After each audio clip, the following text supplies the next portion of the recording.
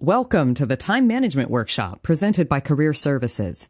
Time management is a major cornerstone of success in college, but can be tricky to master. With busy lives full of responsibilities, how are you supposed to manage schoolwork with jobs, kids, sports, home, and social activities? While it can be a balancing act, it's sure to pay off with success in school and the workplace. In this workshop, we'll analyze your personal time management effectiveness, identifying challenges in your current life schedule. We'll also look at ways to plan a schedule that integrates school, work, and life for both this semester and future semesters. Then you'll take an assessment to determine your personal style of organization. Lastly, we'll review a few tools that you can use to get organized. Ready to dive in? First, let's watch a quick video about two students with drastically different time management styles. Keep an eye out for the activities each student does throughout the day. Be honest with yourself. See if you have any of your own habits on display in this video.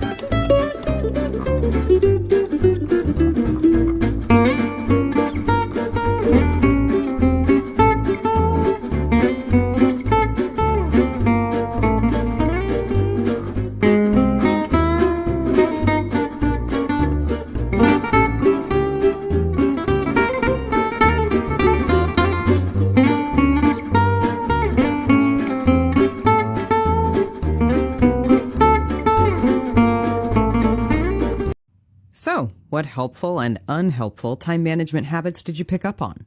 Here's a few examples. The student on the left was rushing around while the student on the right was walking slower. Yet, even though he wasn't physically moving as fast, he was getting much more done. The student on the right had a wider variety of activities in his day. The student on the left didn't have a consistent sleep schedule. He spent most of the day trying to catch up on sleep and feeling tired and behind. The student on the right still had time to relax at the end of the day, watching TV and doing other activities he enjoyed. What else did you notice? Next, let's take a 15-question time management self-assessment. If you're honest with your responses, this assessment will provide you with an idea of your current ability to manage and prioritize your time. When you complete the last question, click Calculate My Total to see what your score is and write it down. Go ahead and pause this video here, click the link in the description box below the video and complete the assessment. Once you're finished, come back to the video and resume when ready. Now that you've completed your assessment, let's look at some ways to improve any areas you may be struggling in. To start managing time effectively, you need to set goals. When you know where you're going, you can figure out exactly what needs to be done and in what order. Without proper goal setting, you'll fritter away your time on confusing or conflicting priorities. One method you can use to set goals is called SMART. It stands for specific, measurable, attainable, relevant, and time-bound. For example, my goal is to obtain all A's this semester. You can measure when it's finished because you've given yourself a deadline, but you've also been very specific about what success looks like. If you got all C's, that would mean you failed to reach the goal. If you get all A's, that means you attained the goal. Pretty straightforward. Next time you think of something you want to achieve, try putting it into a my goal is to what by when format, which will make it easier to manage. Prioritizing what needs to be done is especially important. Without it, you may work very hard, but you might not do the most critical task first. For example, imagine you have 3 hours on the weekend to do homework. You can either work on a 3-page essay or reread a chapter in your textbook. If you choose to reread the textbook, you're technically still doing homework, but it's not nearly as important as getting your essay completed. So, how do you master prioritization? One simple tool is, of course, a to-do list. Most people have a to-do list of some sort already. The problem with many of these lists is that they're just a collection of things that need to get done. There's no order to the list, and because of this, the most important work isn't getting done first. When you make your to-do list, rank the items 1 to 5, with 1 being the most important and 5 being the least. Then, tackle the list in that order. When we start with the most important and urgent task on the list, the rest of the tasks will feel easier. And you'll be a lot less stressed when deadlines roll around. Start with what is important and urgent, meaning it has to be done quickly, and it's also very important to your goals. Next, tackle anything important but not urgent, meaning it's important to your goals but doesn't have an urgent deadline. Interruptions are the bane of time management. In one study, interruptions took over 23 minutes to fully refocus on the task at hand. Another study found that the average person is interrupted up to 50 times per day for a total of 3 hours of interrupted time. Just imagine, you could watch almost 2 whole movies with that much interrupted time each day. So, how do you manage interruptions? If you keep a calendar, set available and unavailable times when you can handle or can't handle interruptions during your day. This might also mean silencing your notifications or turning your phone face down and out of reach. Learn to say no. Throughout the semester, you'll have many opportunities to hang out with friends, go to entertainment events, and generally distract yourself. It's important to make time for these activities, but it's equally important to ensure these activities don't disrupt your daily routine and interfere with your schoolwork. If they do, don't be afraid to say no, or maybe next time. Tackle unavoidable interruptions. If the interruption is urgent, such as you need to take your pet to the vet or pick someone up from work or handle an unexpected call, deal with the interruption as quickly as possible. Focus all your energy and attention into resolving it, and don't waste time feeling upset. Lastly, catch your breath. This has a lot to do with being self-aware. Sometimes interruptions unsettle us, and it can take time to calm down so we can fully focus on work again. Engage in a 10-minute activity to bring yourself back to neutral ground. Play a mobile game, watch a funny YouTube clip, call a friend, go for a walk, then get back to work focused and ready to get things done. Procrastination is one of the biggest challenges students face in college. Procrastination leads to higher stress, irritation, and a poorer quality of work. "I'll do it later" has led to the downfall of many students. After too many laters, the work piles up so high that any task seems insurmountable. The best way to beat procrastination is to recognize that you do indeed procrastinate and just get started. That's procrastination's weakness. You have to motivate yourself to begin and then let the momentum of just getting started carry you through. Another important step is to find out why you procrastinate. Are you overwhelmed by how big the task is? Do you feel like you can't do the task right? Does it just sound boring and you'd rather do something else? Surprisingly, perfectionists are often procrastinators. Sometimes they'd rather avoid doing a task they don't feel they have the skills to do rather than do it imperfectly. Once you've identified your reason for procrastinating, it can become easier to deal with. Here are some tips to help you just get started. Commit to the task. Focus your efforts on completing the task and making it a priority, not avoiding it. Tell yourself you will complete the task or part of the task. Be specific about what you'll choose to complete and then work on getting it done. Promise yourself some kind of reward for completing the task, and if you complete a difficult task on time, reward yourself with a treat. Minimize distractions. Turn off distractions like email, social media, and cell phone alerts. Basically anything that can disrupt your workflow. Make sure your phone is either out of reach or silenced. Much of time management comes down to effectively scheduling your time.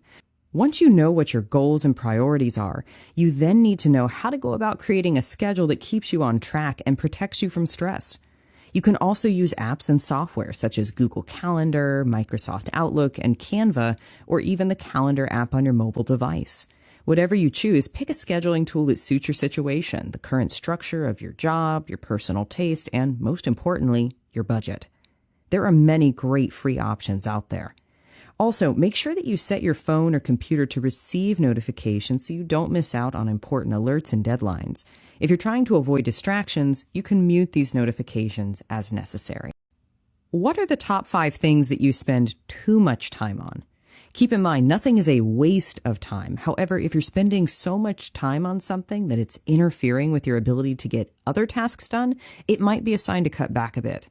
For many students, this can include things like binge watching shows, social media, TikTok videos, smartphone games, or simply waiting around trying to decide what to do next.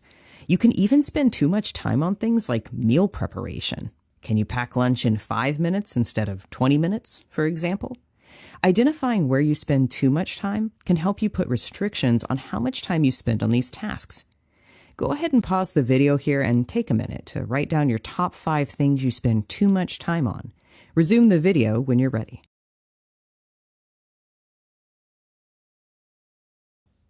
As we move the discussion from time management to organization tips, let's talk about the 5-minute rule. This trick helps you get started on even unpleasant tasks. Set your timer for 5 minutes and commit to working on the task for at least 5 minutes. Once the timer goes off, you don't need to work on it any longer. But chances are you'll be in enough of a rhythm to keep going. That's because you've hacked your brain into seeing your gargantuan task very differently. The 5-minute rule can help you beat procrastination and get started on any activity, including homework, reading, cleaning up, or organizing your space. It works for every occasion and every item on your to-do list. Next, let's talk about the other side of time management, organization. The key to good organization is creating an environment that lets you get things done and feel comfortable. That means there's no right way to organize. You just need to find what works best for you.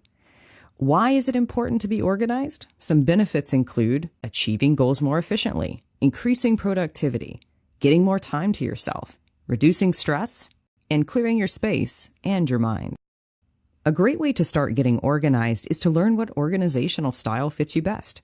Let's take 3 quick quizzes. The results of these quizzes will determine your preferred organizational style. The next 3 slides have 3 sets of questions labeled A, B, and C. Read the statements on each slide and write 0 for never, 1 for occasionally, and 2 for frequently. Then add up your total on each slide labeled A, B, and C. Go ahead and complete the 3 quizzes on the next 3 slides and add up your points for each quiz, pausing the video as necessary.